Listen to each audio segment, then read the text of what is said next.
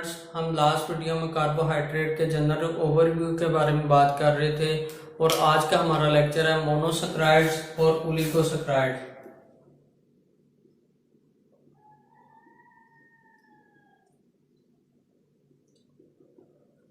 इस लेक्चर में हम मोनोसैकराइड की प्रॉपर्टीज के बारे में डिस्कस करेंगे और कुछ इंपॉर्टेंट जो मोनोसैकराइड्स हैं उनके फंक्शन के बारे में बात करेंगे और लास्ट में ओलिगोसैकराइड्स के बारे में पढ़ेंगे और कुछ एग्जांपल ओलिगोसैकराइड्स की उनको डिस्कस करेंगे। मोनोसैकराइड क्या है? ये सिंपल शुगर मॉलिक्यूल्स हैं, सिंपल शुगर मॉलिक्यूल्स।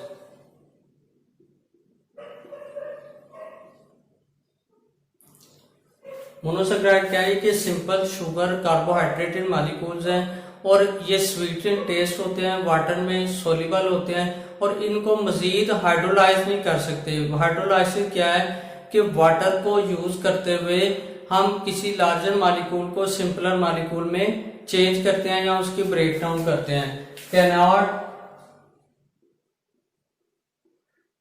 हाइड्रोलाइज। और अगर मोनोसैकराइड को हम केमिकली डिफाइन करें तो ये पॉलीहाइड्रोक्सी एल्डिहाइड्स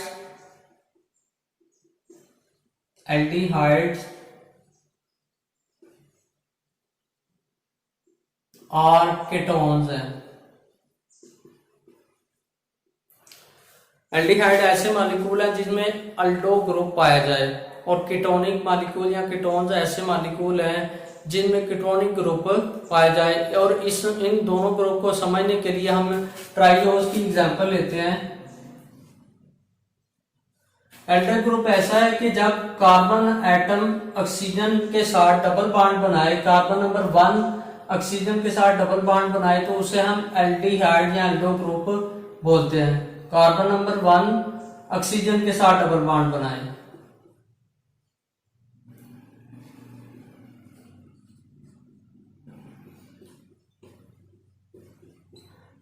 एल्डो ग्रुप। लेकिन अगर कार्बन नंबर 2 ऑक्सीजन के साथ डबल बॉन्ड बनाए तो उसे हम कीटोनिक ग्रुप बोलते हैं।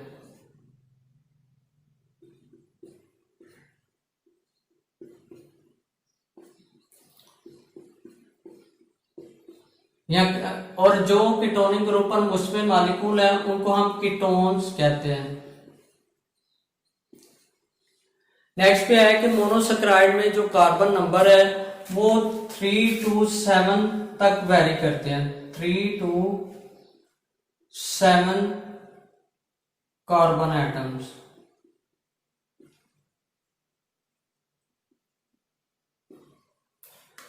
और अगर मोनोसैकराइड में 3 कार्बन एटम पाए जाएं तो उसे हम ट्राइओज कहते हैं।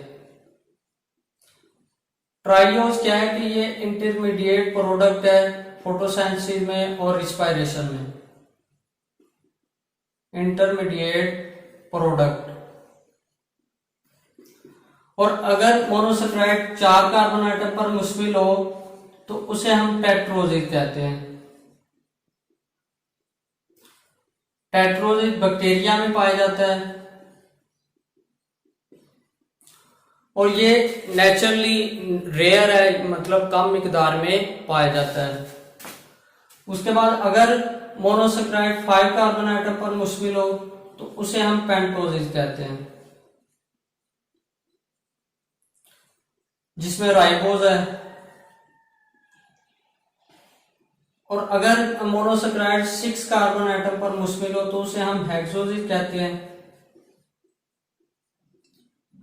जिसमें ग्लूकोज आ जाता है।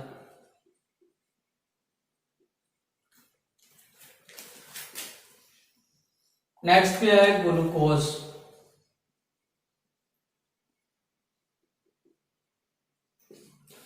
ग्लूकोज बॉडी में पाया जाने वाला एक इंपॉर्टेंट मोनोसैकराइड है जो कि लिविंग ऑर्गेनिज्म में एक एनर्जी का सोर्स भी है और ब्लड रेगुलेशन के लिए भी एक इंपॉर्टेंट रोल प्ले करता है। ये ब्लड में 0.08% पाया जाता है ब्लड।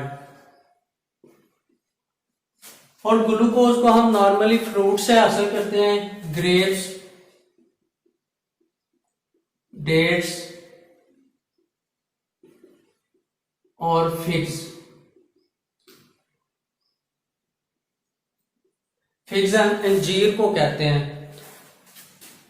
उसके बाद ग्लूकोज को ग्रीन प्लांट्स या ग्रीन पौधों में हासिल करते हैं, या क्यों हासिल करते हैं? क्योंकि ग्रीन प्लांट जो है फोटोसिंथेसिस की एबिलिटी रखते हैं, और ये एयर से कार्बन डाइऑक्साइड लेते हैं और सॉइल से वाटर लेते हैं, और उनकी कॉम्बिनेशन से ग्लूकोज मॉलिक्यूल बनता है। C6 प्लस 12H2O, ये कंबाइन करेंगे तो ग्लूकोज का मॉलिक्यूल बना देंगे, और जिसमें ऑक्सीजन जो है वो एज ए बाय प्रोडक्ट के तौर पे प्रोड्यूस होगी।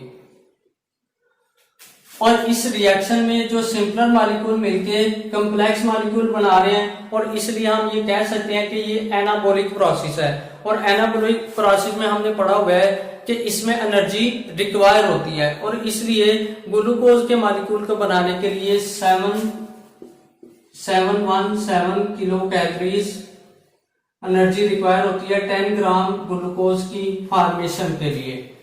नेक्स्ट पे आते हैं ओलिगोसैकराइड्स।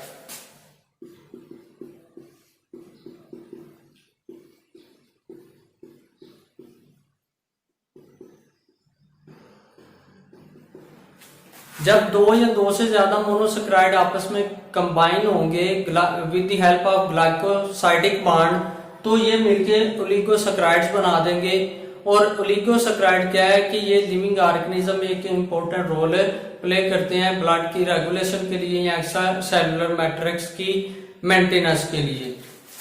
और इसमें 3 to 10 मोनोसैकराइड्स मॉलिक्यूल आपस में कंबाइन कर सकते हैं। किसके जरिए? ग्लाइकोसाइडिक बॉन्ड के जरिए।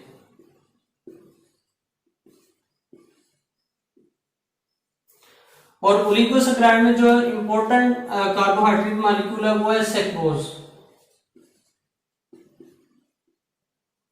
सुक्रोज एक कैन शुगर मॉलिक्यूल है,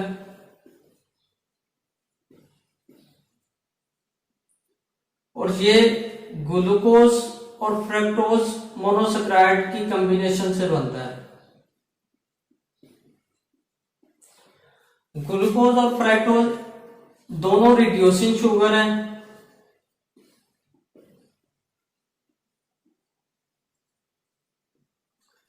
और इन दोनों का जो केमिकल फार्मूला वो सेम होता है। मतलब ग्लूकोज और फ्रक्टोज हेक्सोजन मॉलिक्यूल है, इनमें 6 कार्बन एटम्स पाए जाते हैं, लेकिन इनका स्ट्रक्चर फार्मूला डिफर करता है, और जिसकी वजह से ये अपने फंक्शन में भी वैरायटी रखते हैं। Thank you for this.